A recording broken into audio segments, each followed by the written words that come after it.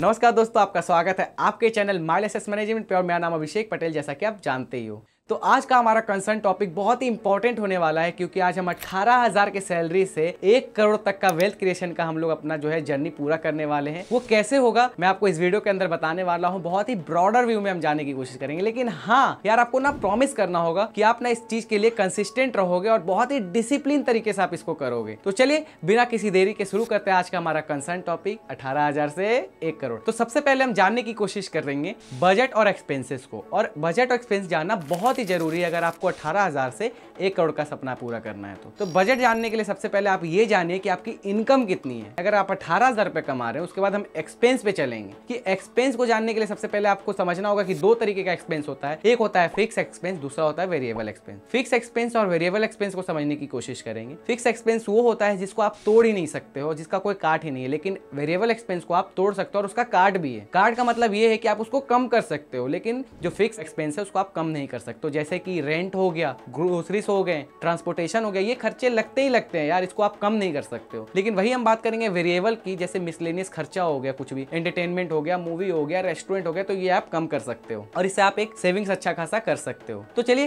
पहले हम इसको तोड़ के प्रोसेस बाय प्रोसेस या फिर स्टेप बाय स्टेप समझने की कोशिश करते हैं। जैसे कि अगर 18,000 आपका सैलरी है तो 6,000 जो है आपका रेंट हो गया, 3,000 आपका ग्रोसरीज हो गए, 2,000 आपके ट्रांसपोर्टेशन के लिए हो गया, तो 6 3 9 9 2 11,000 रुपए, और भी मिसलेनियस में 2,000 रुपए हम लोग ऐड करते हैं तो 13,000 रुपए हो जाता है। ठीक है, लास्टली 2,000 रुपए अगर आप इमरजेंसी फंड के लिए भी बचा रहे हैं तो आपके पास 15,000 रुपए पूरा आपका एक्सपेंस आ जाता है। वहीं अगर हम बात करें यहाँ पे इन्वेस्टमेंट और सेविंग्स के लिए, तब आपके पास जो अमाउंट बचता है वो 3,000 रुपए आपके पास बच जाता है, रेस्ट अमाउंट। तो 3,000 रुपए से आप क्या कर सकते हैं और किस तरीके से इन्वेस्टमेंट कर सकते हैं। देखिए, खर्चा करने के इंसान क्या है ना, वो इकोनॉमिक्स में एक वर्ड बोला गया है that human wants and needs are unwanted and unlimited. मतलब वो कम ही नहीं होता। अगर आज मेरे पास पोर्चे है तो कल मैं बेंटले का डिमांड करूंगा, बेंटले है तो मैं किसी और गाड़ी का या घर का डिमांड करूंगा, अगर सब कुछ होते हुए भी फिर से मैं उसको रेनोवेट करने का डिमांड करूंगा। तो जो इंसान का जो डिमांड होता है वो कभी घटता नहीं है। तो आपको ये सबसे पहले ध्यान रखना और कुछ चीजों के प्रति डिसिप्लिन रहना है, ताकि हम एक अच्छे खासे तरीके से वेल्थ को जनरेट कर सके या फिर क्रिएट कर सके खुद से। ये हमारे हाथों में ही होता है। तो कुछ चीजें जैसे कि आपको इमरजेंसी फंड तो रखना ही रखना है। जो 2,000 रुपए वहां बच रहा होता है, आपको इमरजेंसी फंड में उसको डालना है। इमरजेंसी फंड के लिए सबसे पहले आपको इस्तेमाल करना है, या तो आप लिक्विड फंड को इस्तेमाल करिए, यानी कि आप म्यूचुअल फंड के अंदर लिक्विड फंड में पार्क कर दीजिए, या फिर आप एफडीज करा लीजिए, या फिर आप सेविंग्स अकाउंट में आप अपना पैसा रख सकते हैं। लेकिन एफडी छोटे छोटे अमाउंट अगर कर रहे हो तो आपको एफडीज की जगह आप सेविंग अकाउंट में भी रख सकते हो, एक अलग जगह पे। लेकिन वही हम बात करेंगे लॉन्ग टर्म जनरेशन किस तरीके से हम कर सकते हैं। लेकिन उससे पहले मैं आपको एक और चीज बता देना चाहता हूँ। क्या लगता है आपको, अगर 3,000 रुपए महीने से इन्वेस्टमेंट कर रहे हो तो 30 सालों में आप कितना पैसा बना सकते हो?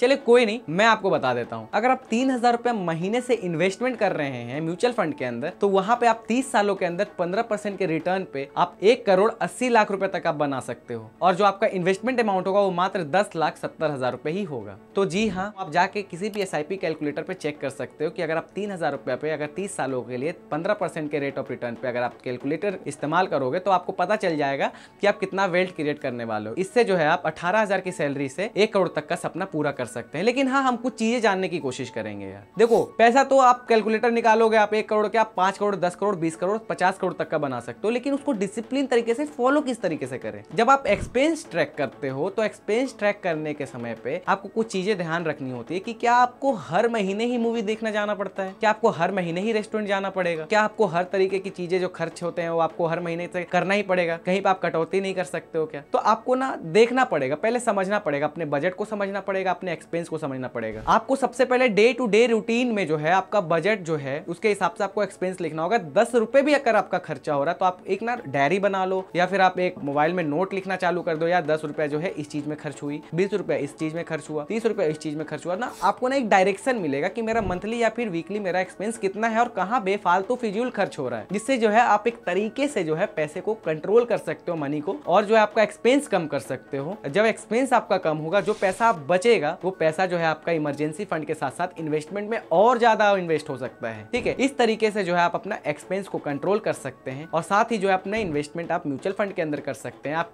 पीएफ के अंदर भी कर सकते हैं, ठीक है, आप एफडीज के अंदर भी कर सकते हैं लॉन्ग टाइम फ्रेम के लिए। लेकिन अगर आप शॉर्टर टाइम फ्रेम में देखेंगे तो शॉर्टर टाइम फ्रेम में एफडीज अच्छा है, आपके लिए सेफ है। लेकिन लॉन्गर टाइम फ्रेम में अगर आप देखेंगे तो जो एसआईपी म्यूचुअल फंड वगैरह है वो सबसे ज्यादा बेस्ट होता है, लेकिन शॉर्ट टाइम में वही आपको बहुत ज्यादा रिस्की दे सकता है, रिस्क हो सकता है आपके लिए। तो इन्वेस्टमेंट बहुत ही सोच समझ के करने का है। इन्वेस्टमेंट को और समझने के लिए ऊपर आई बटन पे आपको ना कुछ वीडियोस दिख रहे होंगे इन्वेस्टमेंट से रिलेटेड, वो वीडियोस आप देख सकते हो और अच्छे तरीके से समझ सकते हो। फिलहाल हम इसी वीडियोस पे रहेंगे और चीजों को समझने की कोशिश करेंगे। जब भी आप 6 महीना या 9 महीने के लिए या फिर 1 सालों के लिए लगातार अगर आप जो है इमरजेंसी फंड जमा करते हो 2-2 हजार रुपए करके ही अगर कर रहे हो तो 12 महीने में ही 24,000 रुपए होता है। 24,000 रुपए से जो है आप अपने लिए और अपने वाइफ के लिए ही इनिशियल फेज पे जो है इंश्योरेंस बाई कर सकते हो। कौन सा? हेल्थ इंश्योरेंस बाई कर सकते हो 1 साल के अंदर। अब हेल्थ इंश्योरेंस होने से क्या होता है कि जो भी अगर आप वेल जनरेट कर रहे हो 18,000 से 1 करोड़ तक का सपना जो देख रहे हो आप उसको पूरा करने के लिए, तो उस समय पे अगर किसी भी तरीके का अनसर्टेनिटी आता है तो उस समय पे आपका जितना भी पैसा जमा किया होता है वो आप लॉस कर देते हो या फिर वो चला जाता है उन सब चीजों में। तो यहाँ पे जब आप 1 साल के लिए अच्छे तरीके से डिसिप्लिन अप्रोच, देखो डिसिप्लिन रहना बहुत जरूरी है। अगर आप डिसिप्लिन अप्रोच के साथ जब आप 12 महीनों में 24,000 रुपए जमा करते हो तो हेल्थ इंश्योरेंस बाई करके जो है आप किसी भी अनसर्टेनिटी को फाइट कर सकते हो या फिर उससे लड़ सकते हो, जिससे आपका वेल्थ क्रिएशन उसी तरीके से चलता रहेगा। अब और एक चीज समझने की कोशिश करते हैं, जब आप वेल्थ क्रिएशन कर रहे हो उस समय पे अगर आप इमरजेंसी फंड रख रहे हो, इमरजेंसी फंड बहुत तरीके का अनसर्टेनिटी, जैसे हेल्थ तो होता ही होता है लेकिन उसके साथ साथ जॉब लॉस भी होता है। जैसे अगर आपका एक्सपेंस 15,000 रुपए महीने आ रहा है तो आपको जो है 3 महीने या फिर 6 महीने तक का जो आपको स्टॉक रिजर्व करके रखना चाहिए पैसे का, यानी कि 45,000 रुपए या फिर आप ये बोल लीजिए 90,000 रुपए तक आपको पैसा रखना चाहिए, ठीक है। उसके लिए कैसे, जो आप इमरजेंसी फंड कर रहे हो तो उस सिचुएशन में क्या है कि आप थोड़ा सा अपना खर्च अगर कटौती और कर दोगे, 1-1 हजार रुपए करके भी अगर जमा करो तो आप एक अच्छा खासा जो है ईयरली बेस के अंदर आप एक अच्छा खासा पैसा जनरेट कर सकते हो और उससे जो है अपना जो इमरजेंसी फंड और भी एक अलग तरीके से क्रिएट कर सकते हो। अगर मेरा जॉब चले जाता है तो मैं किस तरीके से सर्वाइव करूंगा आज के इकोनॉमी टाइम में, ठीक है। तो ये सब तो हुई वेल्थ क्रिएशन की बातें और उसकी डीप इनसाइड बातें, इंटीग्रल पार्ट है।